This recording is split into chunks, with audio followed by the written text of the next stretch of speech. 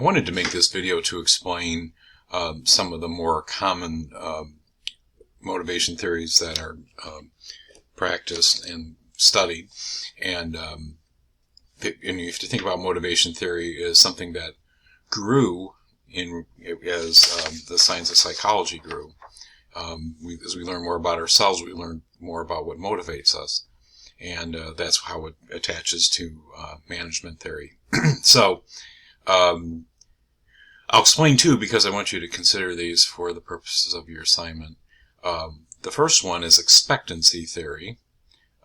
And expectancy theory is one that's basically comes down to this, is that we have an expectation that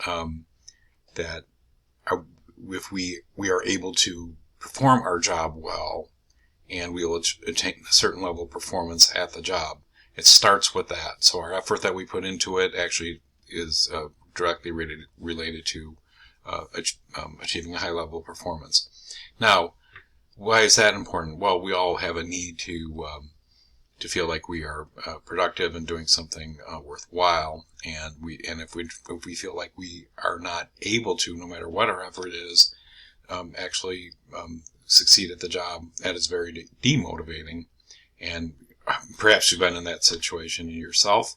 I hope you never have, but it's going to be a little bit demoralizing, really. So once you establish that you can actually attain that performance, there's the idea that if I attain the performance, then it gives me the possibility at certain outcomes. Those outcomes can be very positive from the standpoint of maybe an increase in pay, maybe a bonus, maybe just recognition is an outcome that a lot of people desire. So we think there's a connection between attaining that performance and achieving an outcome. And then, of course, the outcome itself has to be desirable to the person, and it turns so that it is something that they're very interested in. Which brings up kind of an interesting point. As a manager, really good managers I've ever worked with, and I've tried to do this myself, is to make these outcomes clear based on attaining certain levels of performance.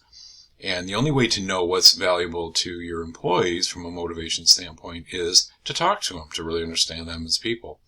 And I'm going to give you an example. So I had one of the top performing people in my area was and delivered some really tremendous results to the company that I was working with, and really did a great job and always maxed out on a bonus that was paid to them for them making their objectives, which in and of itself is its own level of motivation.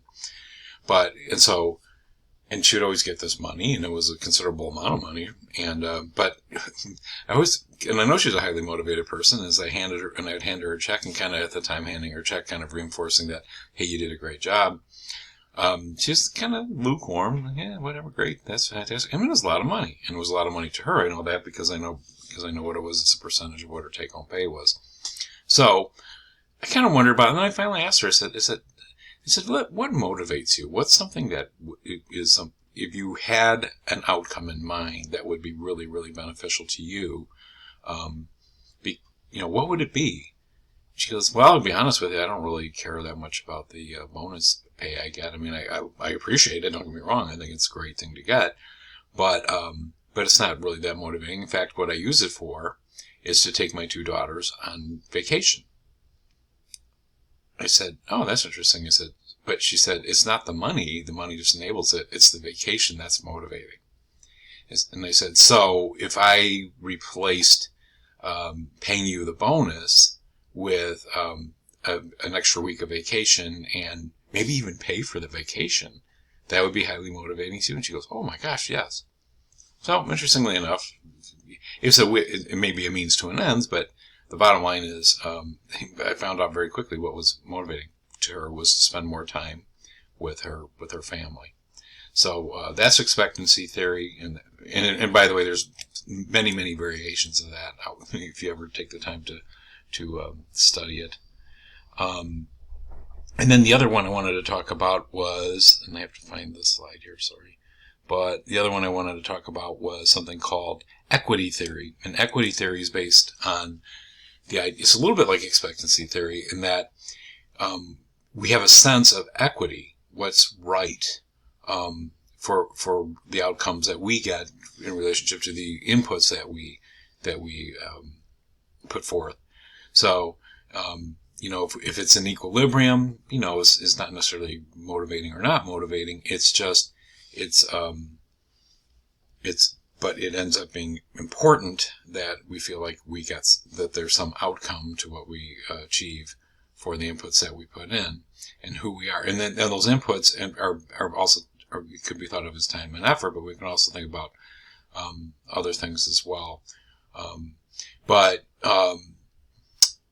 If you feel like you're working harder and not getting anything for it, that of course is not very motivating. So in that instance, equity is less. It's demotivating, not motivating. And an overpayment of it, in other words, your outcomes seem a lot greater than your inputs. That you basically get something. But in a lot of times we believe that to be referent, meaning like, well, of course I get more because I have more seniority, as an example.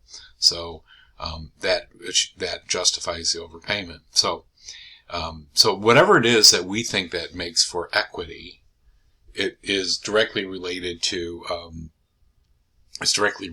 what we think we should be getting out of the situation. So I'm going to give you one really brief example, just because I like telling the story. And this person is a very good friend of mine, so I'm not going to name names, so it doesn't really matter. But I work for a company that was moving into a new office, and when we moved into the new office space, this person was my peer at a management level. And she was really, really concerned about which office she was going to get. And we got nice offices. They went, outside offices, windows, all that stuff. So, we were at a certain level that we thought that was appropriate. And she had in her mind very clearly what the outcomes should be based on equity. She had been working not longer than me, but longer than me at the company. And, done a great job and everything. I'm not disparaging her in any way, shape, or form. But what was interesting was she came as we hadn't even moved in yet. I mean, the boxes were sitting on the furniture that had been then put in place. We haven't unpacked or anything like that. And she comes by, and I'm standing there going through my stuff, saying, like, okay, I gotta get the stuff put away. She comes into my office, and she goes, well, what do you think about the new office? I said, no, it's nice, really nice. And as we're talking, having this very casual conversation, she's kind of like taking glances up towards the ceiling. And, when somebody does that, you kind of look yourself, like, what are they looking at? And I finally noticed her, I was looking up, and I was like, and I was about to ask her why she was looking at the ceiling, and then it dawned on me why she was looking at the ceiling. If you look at a suspended ceiling in most offices, they have like these tiles that are like squares, let's say. And they're uniform in size. Let's say they're like, 2 feet by 2 feet or 3 feet by 3 feet. These, tiles that are hanging from the ceiling on this framework. And she was counting the tiles, and I could tell she was. And I said, you're counting the tiles. And then it dawned on me. I said, you are worried that your office is smaller than mine. And she goes, well, it's only right. and she looked, and I was like, you gotta be kidding me. I said, and she says, because yours is a little bigger. Look, mine has this even number of tiles, and yours has a half a tile more. And I said, tell you what, we are not moved in. Let's trade.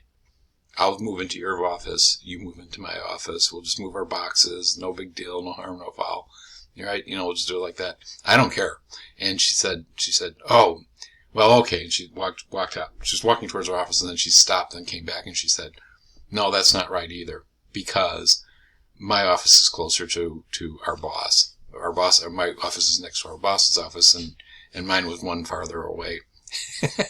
And I said, well, I didn't say it, but I thought to myself, I was like, to me, that's a good thing, but whatever, And she says, no, I'm fine where I'm at. And I said, you sure? And she goes, yep. And so equity was established because she was able to alter the outcome in her mind. Perception was, she goes, but I'm closer, so it's okay if I have just a slightly smaller office. Anyway, that sounds really trivial and all that, but powerfully motivating though. to some people. And again, if you knew that employee well, you would know that's what's motivating to them. I hope that helps clarify what these two theories are. There's obviously many, many more, and there's variations on these theories. Motivation theory is a well-studied, well-documented, and if you really want to learn more about it, there is just no shortage of things to read about it. But anyway, I hope you found that interesting, and I also want you to utilize this type of information and reference this when you do your discussion post exercise for this chapter. If you have any questions, certainly let me know. Thank you.